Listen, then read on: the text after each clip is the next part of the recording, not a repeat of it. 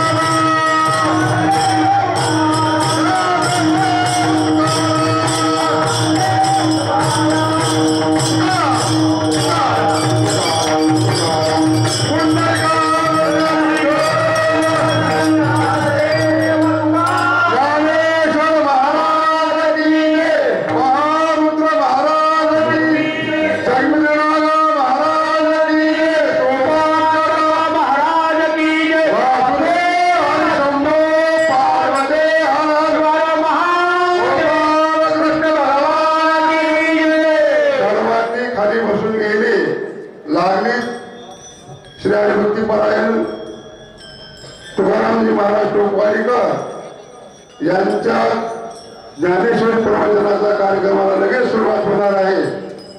गावातील सर्व भावी भक्त आणि पाहुणे मंडळी सर्वांनी समोर येऊन बसावं। सर्वांना हात जोडून विनंती।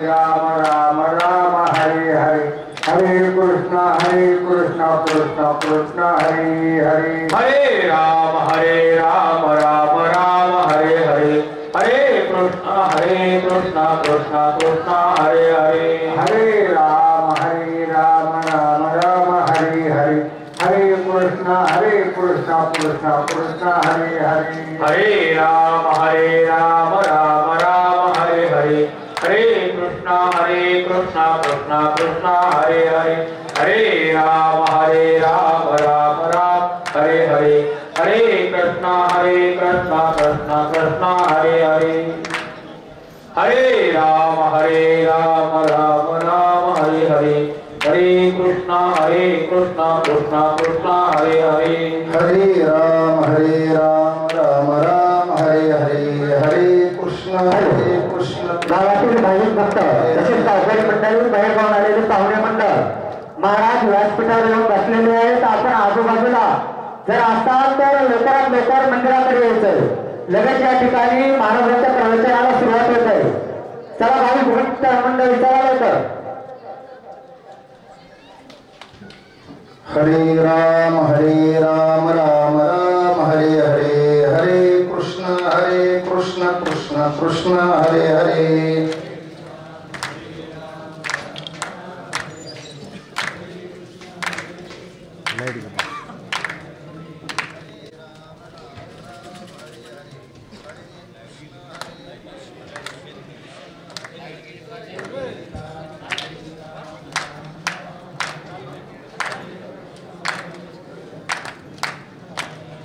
हरे राम राम राम हरे हरे हरे कृष्ण कृष्ण हरे हरे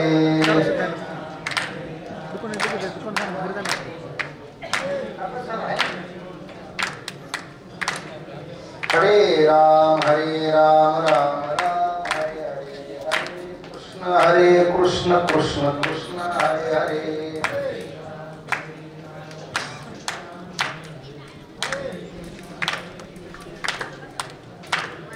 हरे राम राम हरे हरे हरे कृष्ण कृष्ण हरे हरे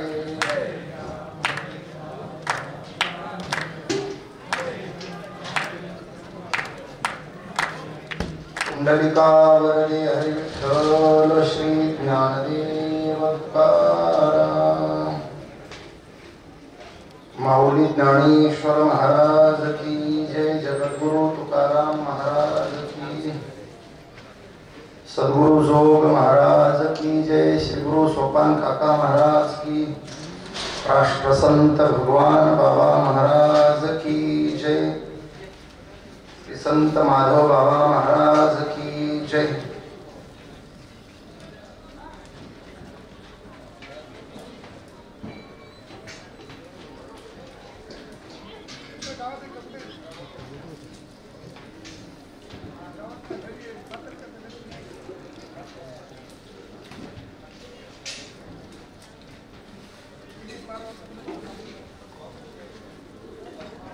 यम यम वापि स्मरण भावम त्यजते कलेवरम तम तमई व्यक्ती कोणते सदा तद्भाव भाविता।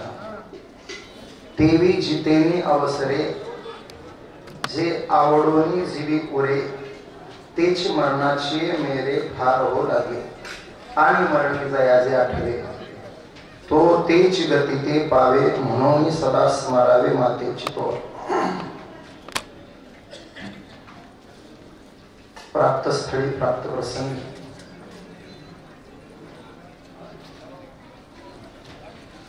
प्रवचन रूपी सेवेकरिता निवडलेला श्लोक भगवद्गीतेच्या 8व्या अध्यायातील 6व्या क्रमांकाचा। प्रयाण कालाचं वर्णन करणारा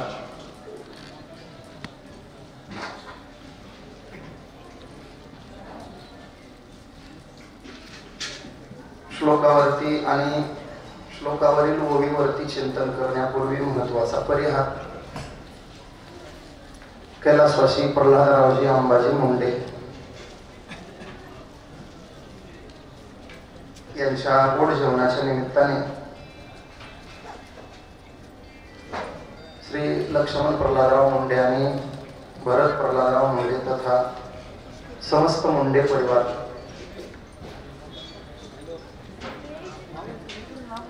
मामांचं जाणं तसं आगंतुक जाणं होते. अचानक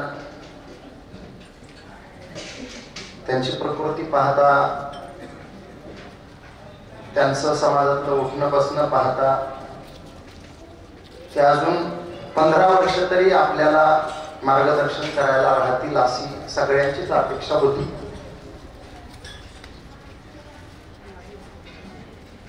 पण भगवंताच्या इच्छेपुढे आपला नाईलाज आहे. आले देवाजीच्या मनात येथे कोणाचे चाले. मानवी जीवनाच्या प्रवासामध्ये आपण श्वास घेऊन इथं आलोय. आपण वर्ष घेऊन आलो नाही, महिने घेऊन आलो नाही, दिवस घेऊन आलो नाही, श्वास घेऊन आलो. आपल्या बॅलन्स मध्ये श्वास आहे. ते श्वास आपण किती दिवस वापरतो.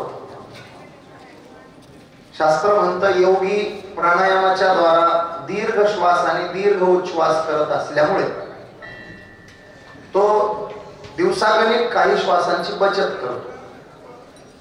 पर्यायानं श्वास शिल्लक राहिल्यामुळे त्याचं आयुष्य वाढतं. आपलं एक प्रकारे भोगी जीवन आहे. गृहस्थी संसारिक जीवन म्हटलं की भोगी जीवन आहे.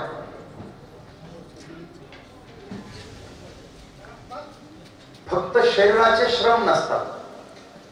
बुद्धीही थकते, मनही थकतं, इंद्रिय पाठव्यताही संपलेली असते. जसं जसं श्वास जास्त वापरत जाऊ तसं तसं आपलं शरीर थकत जातं, कमकुवत होत जातं. फक्त शरीराचंच थकणं महत्वाचं नाही. बुद्धीही थकते, मनही थकतं, इंद्रियही थकतात. संतांनी फार या अवस्थेचं चिंतन केलंय. नाकमुख गळू लागले लाळानी श्वानापरी गती झाली अवघे करीती हाडा. 3 टप्प्यातून आपला प्रवास आहे. बालपण, तरुणपण आणि म्हातारपण. आपलं तिन्ही वायात जाते. बालपण गेले नेमता, तारुण्य दश विषय व्यथा आणि मग वृद्धपणी प्रवर्तली चिंता. परिणाम ठरलेला आहे. मरे मागवता जन्म धरे. मला वाटतं ते चरपट पंजरे आपल्यासाठी खासच लिहिलंय शंकराचार्य. पुनरपी जननम पुनरपी मरणम पुनरपी जननी जठरे शयनम यह संसारे खल दुस्तरे कोपया पारे पाही मुरारी मूढ अपारे भज गोविंद. आणि मग त्याचा अनुवाद अगदी हुबेहूब महाराजांनी केला. किती वेळा जन्मा यावे नित्य व्हावे फजित. किती जन्माला लावलंय आणि फजितीला नित्य लावलंय. जन्म अनेक वेळा आहे पण फजिती नित्य आहे. कुठल्याही यवनीत गेलो तरी नित्य फजिती आहे. किती जन्म झाला फेरा, तिथं अगणित शब्द वापरलाय. असंख्य गणित नाही जी दाता. मानवी देहच एकमेव असं ठिकाण आहे जिथून तुम्हाला पाहिजे तो प्रवास करता येईल. जमलं तर मुक्ती मिळवता येईल. मुक्ती नाही साधली तर सद्गतीला जाता येईल. आणि सद्गती नाही साधता आली तर नाईलाजानं दुर्गतीला जावं लागेल. चौथा पर्यायच नाही आपल्याला. मिळाली तर मुक्ती, झाली तर सद्गती, हुकली तर दुर्गती. पर्याय 3च आहे. मानवी जीवन रेल्वेच्या जंक्शन स्टेशन सारखा आहे. जंक्शन स्टेशनवर आलेल्या रेल्वेनं ठरवायचं तिला कुठं जायचं. कुठलाही प्रवास जंक्शन स्टेशन वरून करता येतो. तसं मानवी देह म्हणजे जंक्शन स्टेशन आहे. आपल्याला ठरवायचंय कुठल्या प्रवासाला जायचं. येण्याची शरीर आहे. माऊली म्हणतात शरीरा येणे सरी. किंबहुना येर झारे चिरापडे, याला मुक्ती म्हणायचं. यद्गत्वा न निवर्तन्ते तद्धाम परमं मम. तुकोबाराय फार गोड अनुवाद करतात. तुका म्हणे येणे जाणे नाही आता, राहिलो अनंताची पायी. मुक्ती तर नकोच आहे महाराज कोणाला. कधीतरी विचार केला का रामायण आपल्याकडे शताब्दी झाली, रामायणाची शताब्दी होऊ नये मला वाटतं 20 वर्ष होऊन गेले, म्हणजे 125 वर्ष झाले. त्याचा आरोग्य महोत्सवही झाला म्हणायचा. कधीतरी विचार केला का दशरथाला बायका 3च कशामुळे? 3च राहण्या का कशासाठी? त्याचं कारण आहे जीवाला 3च असतात. आता ह्यांनी केली नाही तो भाग वेगळा. नानांनी केली नाही तो भाग वेगळा. पण आदल्या दशरथाला 3च आहे, कौसल्या, सुमित्रा, कैकेयी. ऐका, सत्वगुण, रजोगुण आणि तमोगुण. चौथा नाहीये. शुद्ध सत्व आहे तो संतांचा आहे. जीवाला शुद्ध सत्वाकडे जायचंय. अजून जीवाच्या अलीकड, संतांच्या संतत्वाच्या अलीकडच्या प्रवासात 3च आहे, सत्व, रज आणि तम. कौसल्या सत्व आहे, सुमित्रा रज आहे आणि कैकेयी तम आहे. बरं, ह्या तिघीला 4च पोरं का? वाटण्यास व्हायच्या म्हटल्या नियमानं तर तिघीला पोरं किती पाहिजे होते? 3च पाहिजे होते. चौथं का झालं? त्याचं कारण आहे पुरुषार्थ 4च असतात. दशरथ जीवानं ह्या 3 गुणांच्या द्वारे 4 पुरुषार्थ सिद्ध करायचे असतात. धर्म, अर्थ, काम, मोक्ष. त्याच्यात पुन्हा वाक्य आहे का? राम मोक्ष आहे आणि भरत धर्म आहे. लक्ष्मण आणि शत्रुघ्न अर्थ आणि काम आहे. त्यात पुन्हा आहे का? रामाच्या सोबत 14 वर्ष कोण आहे? रामाच्या सोबत 14 वर्ष भरत आहे, लक्ष्मण आहे. पण हनुमान चालीसामध्ये तुलसीदासजी काय बोलतात बघा, तुम मम प्रिय भरत हे समभाई. खरं तर लक्ष्मणासारखं म्हणायला पाहिजे होतं. हनुमानाचा जास्त संबंध कोणाशी? राम लक्ष्मणाशी. ते त्यांच्या अवतीभोवती आहे. तुलसीजींनी म्हणायला पाहिजे होतं तुम मम प्रिय लखन समभाई. काय जुळलं असतं, चौपाई व्यवस्थित झाली असती, अक्षर जुळले असते. तुम मम प्रिय भरतही समभाई कशामुळे? त्याचं कारण आहे, मोक्ष मिळवायचा असेल तर धर्म करावा लागतो. धर्म म्हणजे भरत आहे आणि मोक्ष म्हणजे राम आहे. काम संपल्याशिवाय रामाची संगती घडत नाही. लक्ष्मण काम आहे. आणि राज्य सांभाळायचं असेल तर अर्थाशिवाय पर्याय नाही. शत्रुघ्न अर्थ आहे. राज्य सांभाळायला अर्थ लागतं आणि राज्याचा त्याग करायला धर्म लागतो. देवाची संगती साधायची असेल तर काम जिंकावा लागतो. माझा मुद्दा आहे, आपण जीवानं ठरवलं तर राम मोक्ष पदापर्यंत जाऊ ह्या 3च्या माध्यमातून. त्यात पुन्हा आहे का? मोक्षाला जन्म द्यायचा असेल तर जवळ सत्व असलं पाहिजे. कौसल्या सत्व आहे म्हणून जन्म रामाचा आहे, मोक्ष. काम जिंकायचं असेल तर रजोगुण आवरावा लागतो. सुमित्रा रजोगुण आहे म्हणून लक्ष्मण काम आहे आणि काही तम आहे. तमाजं तुलसी रामायणामध्ये 2 जण सांगितले कैकेयीचे, सुमित्रेचे, आणि 1 जणच सांगितलाय कैकेयीचे, भरत. तम संपवायचा असेल तर धर्म करावा लागतो म्हणून कैकेयीच्या पोटी एकटा भरत सांगितला. आणि काम आणि अर्थ लक्ष्मण आणि शत्रुघ्न सुमित्रेच्या पोटी सांगितले. नामदेवराय आणि भावार्थ रामायणाच्या आधाराने घेतलं तर कैकेयीला भरत शत्रुघ्न आहे आणि लक्ष्मण एकटा सुमित्रेचा आहे. पण तुलसी रामायणाच्या आधारे सुमित्रेचे 2 सांगितले. सांगताना असं सांगितलंय, थोरलीला अर्धा भाग दिला, धाकटीला अर्धा भाग दिला आणि दोघींनी अर्धा अर्धा सुमित्रेला दिला. दोघीच्या अर्ध्यातून लक्ष्मण शत्रुघ्न झाले. कौशल्याच्या अर्ध्यातून लक्ष्मण झाला म्हणून लक्ष्मण सोबत गेला. आणि कैकेयीच्या अर्ध्यातून शत्रुघ्न झाला म्हणून शत्रुघ्न भरताच्या संगतीत राहिला, असं तुळशीजींचं म्हणणं आहे. आपण नामदेवरायाच्या अभंगाला मानतो, आपण 2 जण मानतो कैकेयीचे. आपला एवढाच मोठा आहे, दशरथ जीव आहे आणि ह्या 3 राण्यांच्या माध्यमातून त्याला मुक्तीला जायचंय, अर्थात रामपदाला जायचंय. जीवाला एकतर मुक्त होता येईल, नाही मुक्त झाला तर सद्गतीला जाता येईल. उत्तमची गती तो एक पावेल, उत्तम भोगील जीव खा. मग तुम्हाला कुठं जायचंय? वर तुमच्या हातात. 100 जन्म ब्रह्मकर्म करा, शुद्ध ब्रह्मकर्म करा, तुम्ही ब्रह्मदेवाच्या पदाला जाल. उत्तमची गती.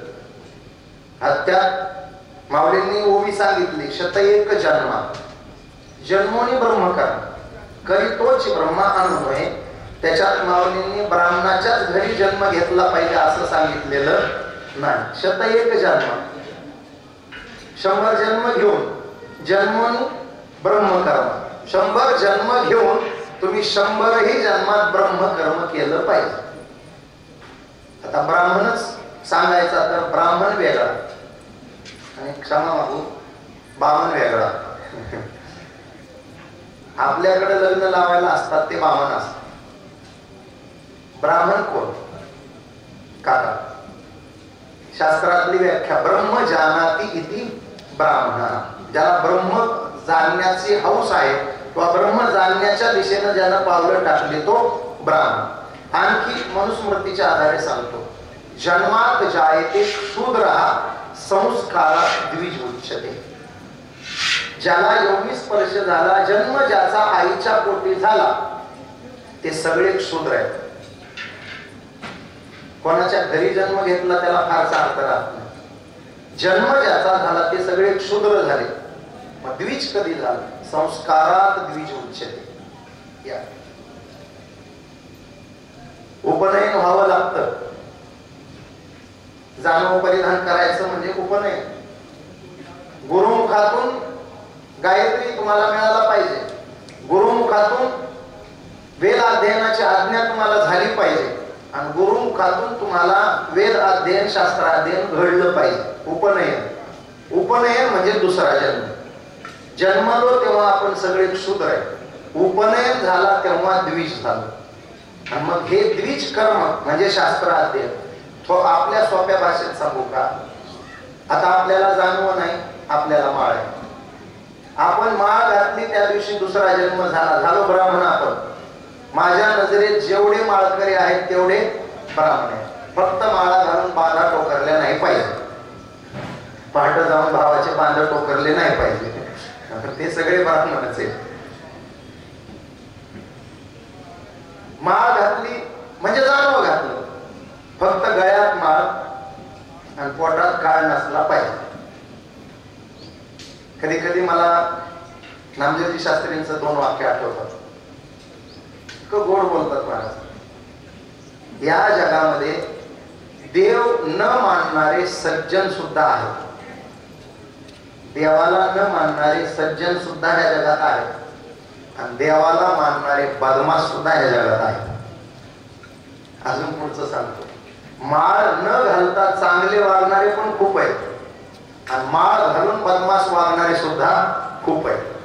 ज्यांना नाहीत ते म्हणतील बरं झालं गड्या, प्रवचन आलंय आपल्या धर्मात, हे डोक्यातून काढा.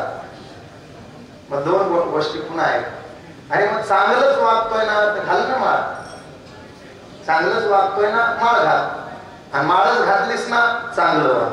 जेवढ्याच्या गळ्यात माळ आहेत त्यांनी चांगलं वागायचं आणि जेवढे चांगलं वागतात पण माळ घालत नाहीत त्यांनी माळ घालायची. चांगल्या वागणाऱ्यांनी माळ घालाव्यात आणि माळ घालणाऱ्यांनी चांगलं वागावं, विषय निकालात निघलं. तुम्ही बघा, इतरांना बंधन थोडे कमी आहेत पण माळकऱ्याला बंधन जास्त. एखादा भजन्या जर पारापुढे उभं राहून एखाद्याला शिवी देऊ लागला, लोक काय म्हणतात, तुझ्यासारख्यानं शिव्या द्यावं, तुला शिव्या शोभत नाही. याचा अर्थ बाकीच्याने काय लायसन काढले असं नाही, पण माळ घालणाऱ्याला तेवढी थोडी मर्यादा आहे. त्याच्याकडून अपेक्षा आहेत लोकांच्या. त्याला श्रेष्ठ मानलंय ना, यद्यदाचरती श्रेष्ठ तत्तत देवे तरोजना. येत वडील जे करीत. वडील कोणाला म्हटलंय? श्रुती शास्त्राचे अर्थ आपणची होणी मूर्त अनुष्ठाने जगादेत वडील जे. आचरणानं लोकांना आपण वडील पण सिद्ध करायचं. नाहीतर 1400 वर्षाच्या चांगदेवानी मुक्ताईला आई म्हणाले नसते. चांगदेव म्हणे आजी जन्म आलो, गुरुपुत्र झालो मुक्ताईचा. माझा मुद्दा आहे शुद्ध आचरण. तुम्ही ब्रह्मलोकाला गेला 100 जन्म, तुम्हाला तिथं नको वाटलं इंद्रपद पाहिजे, 100 यज्ञ का शतमक संपत्ती स्वर्गीची. 100 यज्ञाचा पुण्य संचय झाला की तुम्हाला स्वर्गपद मिळालं. ते पुण्य मासात ते सुरेंद्र लोक अश्नंती दिव्यान दिविदेव भोगा. याला उत्तम गती म्हटलं. सत्य लोकाला गेला उत्तम गती, इंद्र लोकाला गेला उत्तम गती. नाना आणखी एक ओवी आली. पितृतर्पण करणारी काही मंडळी आहेत, ती दररोज पितृतर्पण करतात 365 दिवस. कुठंही बाहेर पडले तर ते मुक्कामाला घरी जातात. त्यांचे ते त्रिकाल संध्या ठरलेले असते, दिनचर्या ठरलेली असते. पितृतर्पण करणं म्हणजे पितरांना असं अंगठ्याच्या द्वारे पाणी दिल्या जातं. हे पितृतर्पण करणारी मंडळी जिंदगीभर पितृतर्पण करतात. असं पितृतर्पण करणारी पितृसेवा करणारी जी मंडळी आहे, ज्ञानोबाने म्हणतात ती पितृलोकापर्यंत जाते उत्तम गती. अथवा पितरांची व्रते वाहती जयाची चित्ते जीवित्व सरलिया तया ते पितृत्ववरी. पितृलोक वर सप्त लोक आहेत ना, 7 लोकांपैकी कुठल्याही लोकाला गेला त्याला उत्तम गती म्हणायचं. उत्तमची गती तो एक पाय. त्याच्यात काही लोक म्हणतात महाराज नाही वर गेलो आम्ही तर ठीक आहे, आम्ही कर्म करत राहिलो, चांगलंच केलं. चांगले कर्म करून 99 यज्ञ करून सुद्धा बळीपाला गेला. तसं आम्ही 99 यज्ञ केले.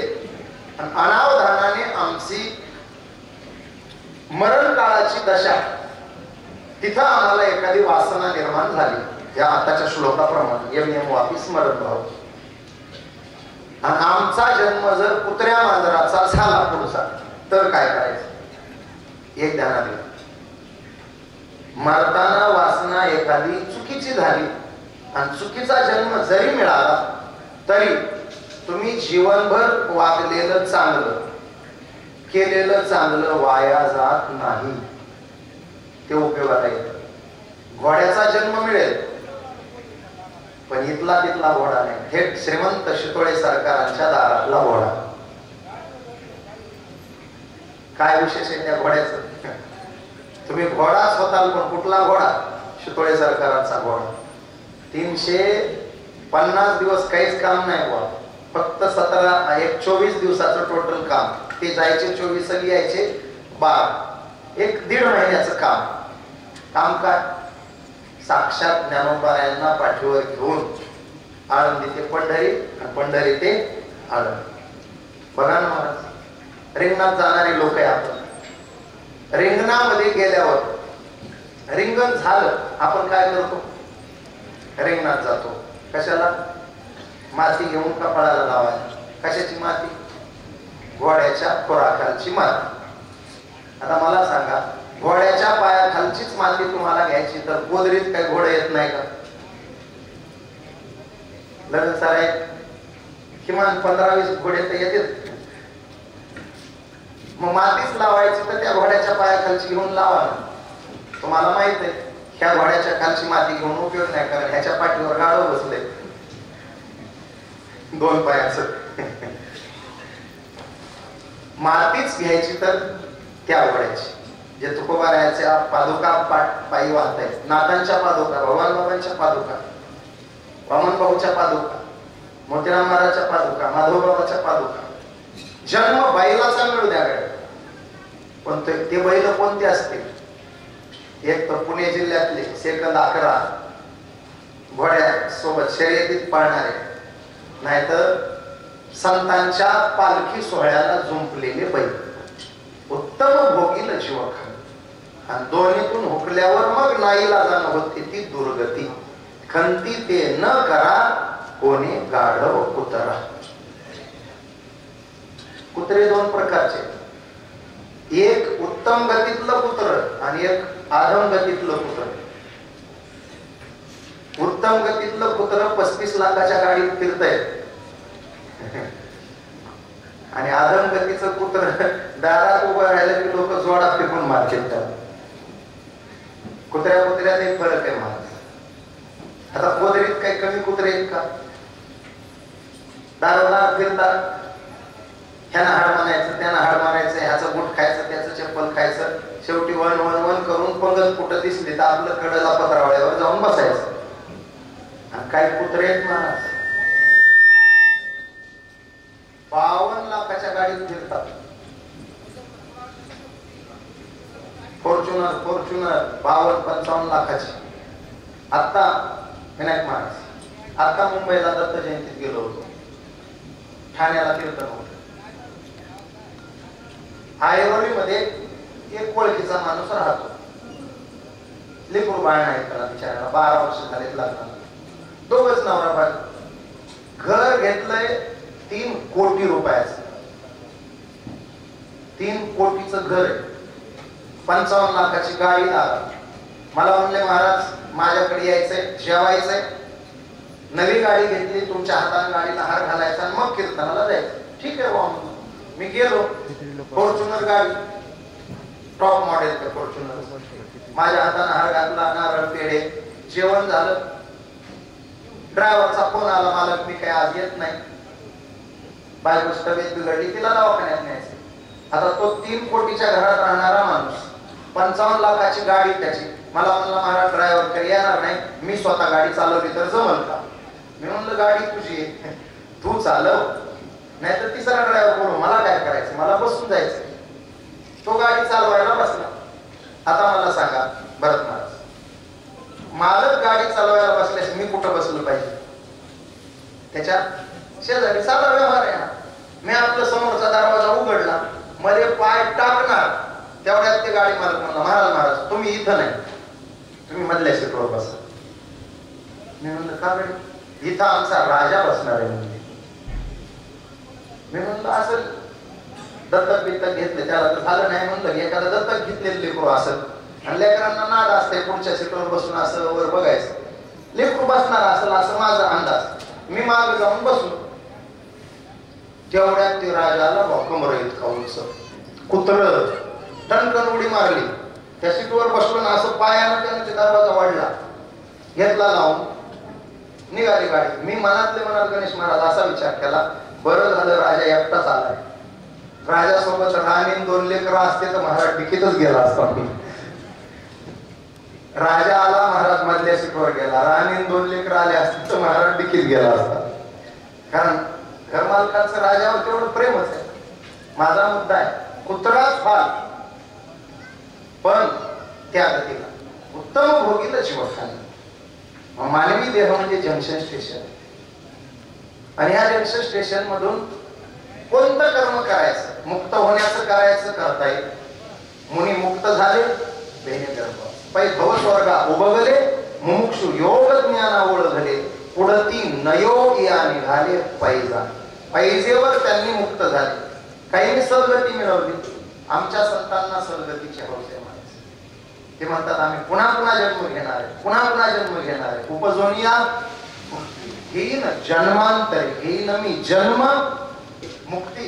आमच्या संतांनी सांगितलं मोक्ष सुखा हानू लाभ, मोक्ष आम्हा घरी कामारिये दास. तुका म्हणे आता आम्ही मुक्तीची ते मुक्तीचं ज्यांना मिळत नाही त्यांना सांग. मला सांगा, एक 25 वर्षापूर्वी नुकती खायला मिळत होती का? नुकती पंक्तीला नुकती असती म्हणून गर्दा व्हायचा. आणि नुकती जर नाही नीट वाढली तर उभं राहून लोक शिव्या देत होते वाढणार, तोंड बघून वाढायला म्हणत होते. आता मला सांगा, आज नुकतीचं काय आहे? वाटोळ व्हायची कुंटला नको, साधा व्यवहार आहे. आपल्याला नुकती जितकी सामान्य वाटायला लागली, संतांना मुक्ती तेवढीच सामान्य वाटत असते. आपण कोणी म्हणलं ना काय जेवायला तिथं रोजच झाले, तसं संतांना म्हणलं ना मुक्ती तिचं काय घेऊन बसला तिथं रोजची झाली. तुका म्हणे मुक्ती परिनिली नो. आम्ही तिला बायको करून ठेवलंय, तिचं काय करून बसलं?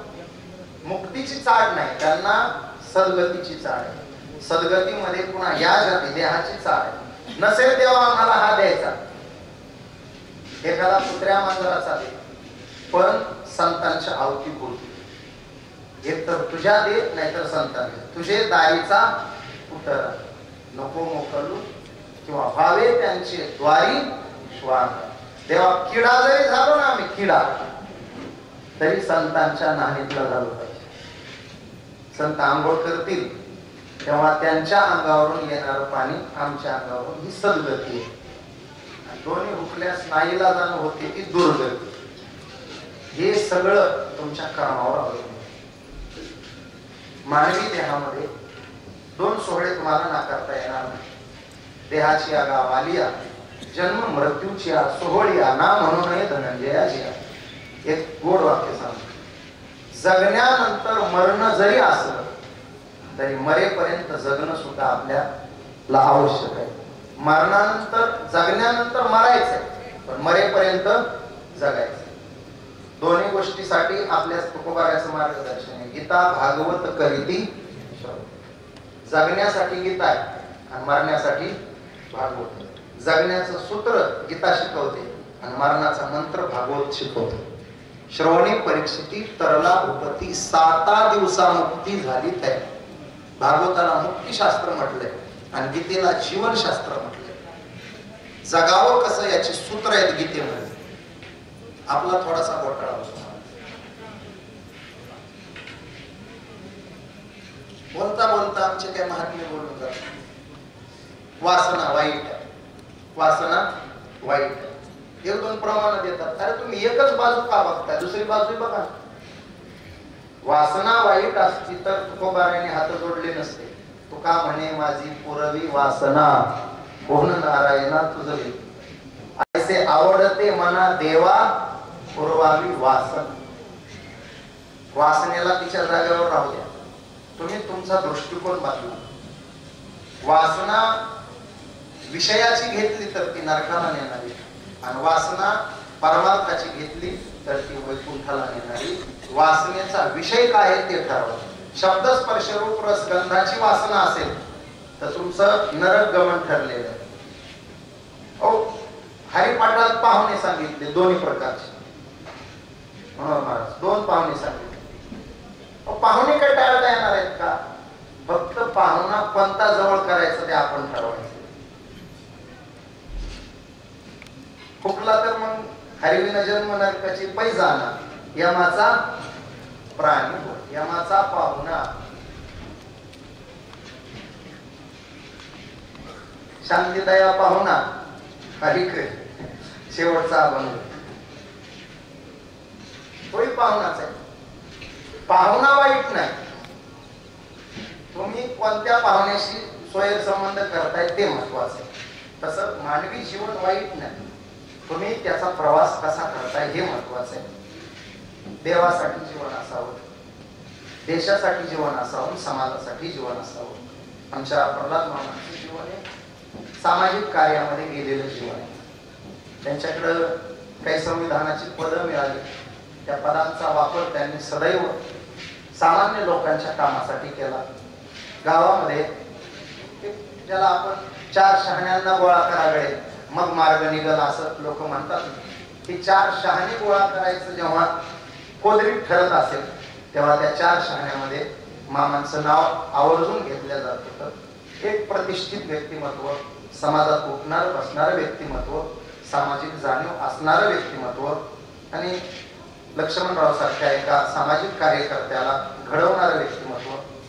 म्हणजे लक्ष्मणराव म्हणजे नात्यानं जावई, पण एक त्यांचं सामाजिक कार्य आपण जवळून पाहतो आहोत. मग पंचायत समितीच्याद्वारे सदस्यपद उपभोगताना असेल किंवा ग्रामपंचायतीचं सरपंच पद उपभोगताना असेल, एक वडिलांच्या पायावर पाऊल टाकून त्यांची वाटचाल सुरू आहे. आणि आपल्या वडिलांसाठी अट्टाहास. आमच्या दोघांची ह्याच्याविषयी खूप चर्चा झाली. रात्री काय करावं, मग कीर्तन तरी किंवा भजन तरी. त्यातून रात्री भजन झालं. आज सकाळी सुंदर हरिपाठ झाला. हरिपाठानंतर आपली ही छोटीशी प्रवचनाची आदरांजली झाली. आणि यानंतर स्वानंद सुखनिवासी सद्गुरू जोग महाराज वारकरी शिक्षण संस्थेचे विद्यमान अध्यक्ष वंदनीय पूजनीय गुरुवर्य संदीपानजी महाराज हसेगावकर दादा यांचं शुश्राव्य कीर्तन बरोबर. आता हे आपलं कुंडलिका झालं की भजन सुरू होईल. 1 वाजता महाराजांच्याकडे विना जाईल आणि बरोबर 1 ते 3 महाराज करतील. तोपर्यंत संपायचा टाइम आपण गुरुवर्यांना कसा सांगावा. 1ला महाराज कीर्तन सुरू करतील, संपवायचं महाराज ठरवतील. त्यानंतर अन्नदानाचा कार्यक्रम. उपस्थित वंदनीय पूजनीय वैकुंठवासी ज्ञानोबा माऊली महाराज लटपटे यांचे सुपुत्र बाळासाहेब महाराज, आदरणीय तालमणी नामदेव दादा, संगीत अलंकार भागवताचार्य मनोहर महाराज, भागवताचार्य गणेश महाराज, भागवताचार्य जगदीश महाराज, मृदंग अलंकार भरत महाराज, आमचे आदरणीय सोपान काका, आदरणीय नाना, आदरणीय गणेश महाराज, परमेश्वर महाराज सोडगे आदी करून सर्व परिसरातील आलेली महाराज मंडळी, गुणवान मंडळी आणि लक्ष्मण भाऊ, भरत भाऊ आणि प्रल्हाद मामाच्या कुटुंबावरती प्रेम करणारी त्यांचा सर्व मित्र परिवार सर्वांच्या उपस्थितीमध्ये मामांना आदरांजली, श्रद्धांजली, भावांजली अर्पण करून याच ठिकाणी प्रवचन सेवेला विराम. किंबहुना तुमचे केले धर्म कीर्तन हे सिद्धी गेले, येथ माझे जी ओरले पाहिजे. पुंडलिका वरदे हरी विठ्ठल श्री ज्ञानदेव विठ्ठल.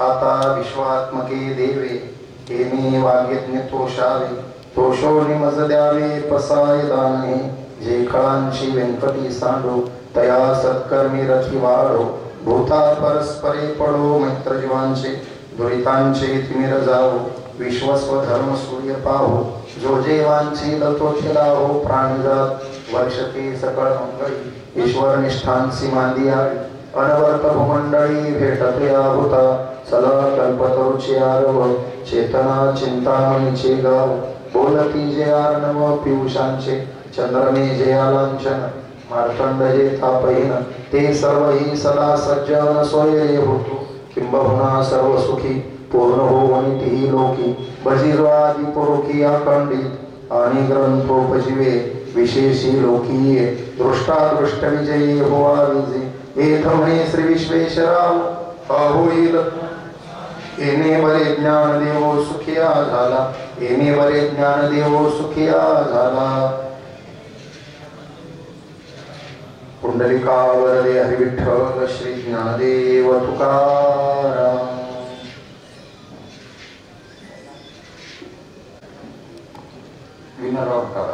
लागलीच या ठिकाणी कीर्तनाचा कार्यक्रम प्रारंभ होणार. सर्व भाविक मंडळी, मृदंगाचार्य, गायनाचार्य,